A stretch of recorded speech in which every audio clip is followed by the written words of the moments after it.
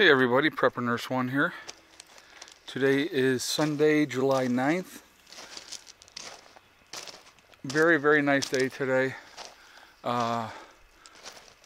Weather was just absolutely beautiful.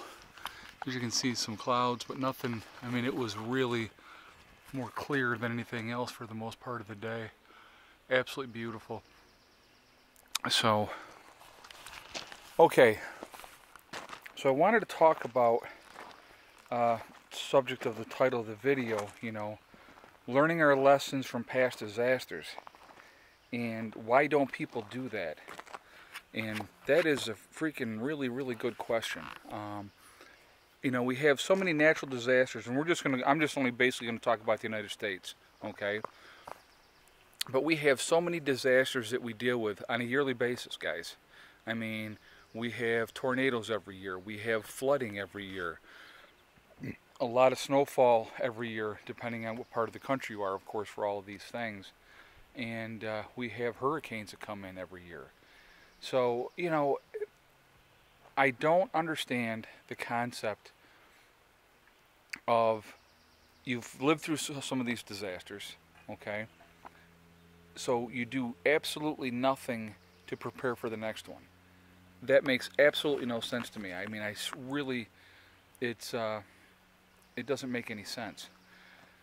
For me, and I've said this in other videos before, when Hurricane Katrina came down and hit New Orleans, that was a real eye-opener for me, personally, because I seen what happened down there, and you got to realize too, you're talking about a very small microcosm of the United States. We're not talking about a great big huge area. We're talking about a very small area, and it was bad. I mean, it was really bad. Now I know Mississippi got hit too, and a lot of the coastal Gulf states got hit, Alabama and stuff like that. But the brunt of that was, obviously down, New Orleans and all that, down there. So when Katrina hit, and the government didn't rush in to save the day, I said to myself then, I'm like, my God, if something really major freaking happened, what are we going to do? And even if it wasn't something major, even if it was just a natural disaster for us, how are we going to be able to, to deal with that? And I just was like, no way. I'm not going to put myself in that position to ever have to rely on somebody else to take care of me if something happened. Like I said, we get snow up here in New York, okay? If we had a major snowstorm come through, knock the power out, and the roads were impassable, and and it would be a while before you could get out, I don't have to even worry about it. I'll just sit in my house and just enjoy the ride. You know what I mean? It's just, that's where I want to be. I don't want to have to be like, oh my God, how am I going to heat my home? Oh my God, what do we got to eat? Do we have enough food to get us through the next week? I don't have to worry about those things. So that's kind of one of the reasons why I really got going full bore with everything. Having my own solar system. And I mean, up here in this area over the winter, and you got to remember too, guys, so I want you to remember something. First of all, we've had 2 very, very mild winters in a row up here in New York. I mean, real mild. 2 years in a row, super, super mild. So at some point we're going to get hit with a bad winter. And I don't want to be in a position where I'm going, oh my God, what am I going to do? We were blessed with having 2 mild winters in a row. So it made a big, big difference with it being better prepared and, continuing to add on things. And like with the solar. So anyway, back to what I was saying is, so we had 2 mild winters in a row, but this last winter, the power up here was gone 3 times. And one time it was because of a real bad windstorm that we had. But we ended up having, now I didn't obviously, but my neighbors didn't have any power for 5 days, something like that. I didn't have to worry about it. I had no idea. I mean, the neighbors, I realized that their lights were out, and then I saw the truck. We have a pole over here. That's over, right over there. Okay, this used to be the pole for the property here, but as you can see, there's nothing connected to it now. But that's going down the street, and then it goes down the side street and stuff like that. So, that's where our cable's hooked up to, is from there. But you know, it's they were out front, and I went out and talked to the guy, and you know, it was I didn't like I said, we had no idea. We still had power. Okay, now continuing to add on to our power, continuing to make things better. That's realistically what it's all about, and we're going to continue to do that. Hopefully, before the snow flies, I add at least 2 more panels into the. I want to add 2 more panels in here before the snow flies, and that will make a big difference, even that much more. So we'll hopefully be going into this winter with over 3,000 watts of solar, and instead of like we did 1,500 last winter. And so, I mean, I'm sure we'll still have to use the generator, but again, what I'm trying to do at this point is extend the season both ways.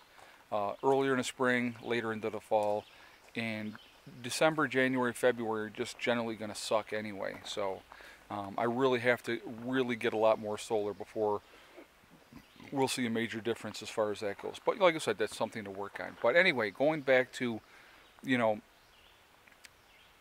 having yourself prepared, and like I said, dude, this could be a 2-week disaster I'm talking about.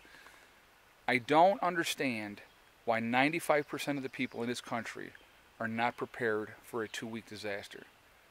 I mean, that's not a lot of money, guys. Food, water, extra candles, flashlights with extra batteries, whatever you want to do, however you want to do it. And there goes my running boy.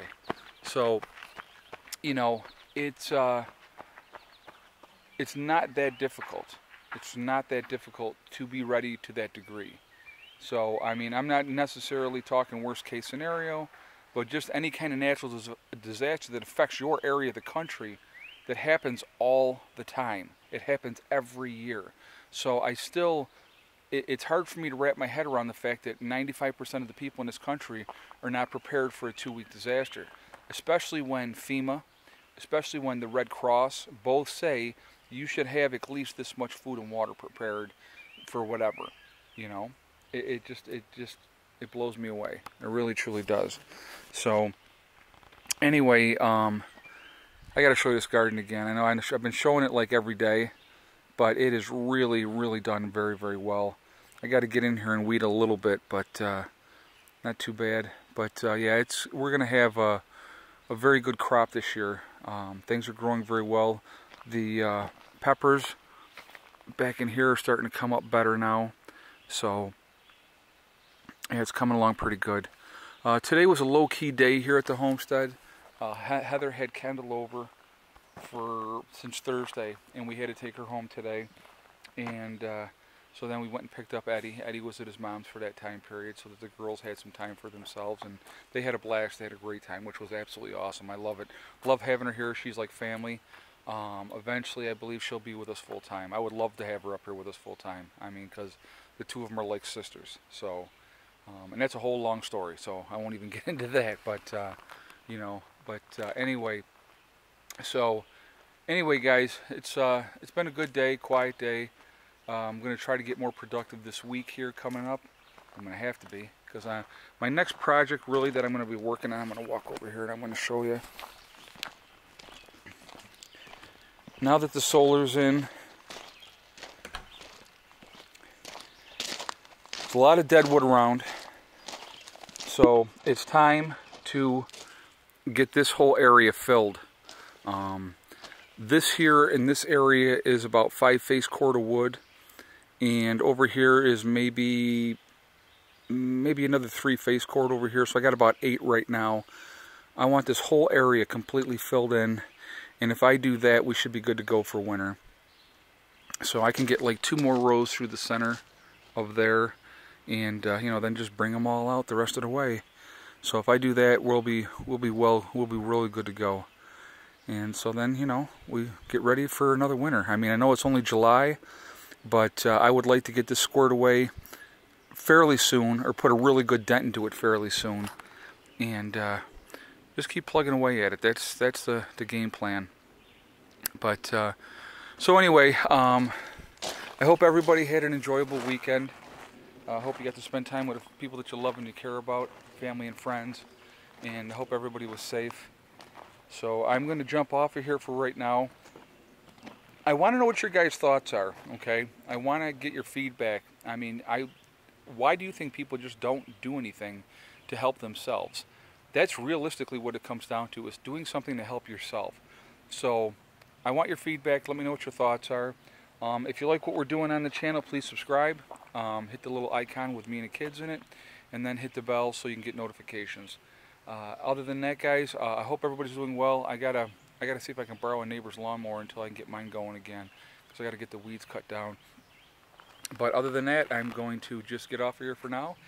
And like I said, remember, hug and kiss the ones you love.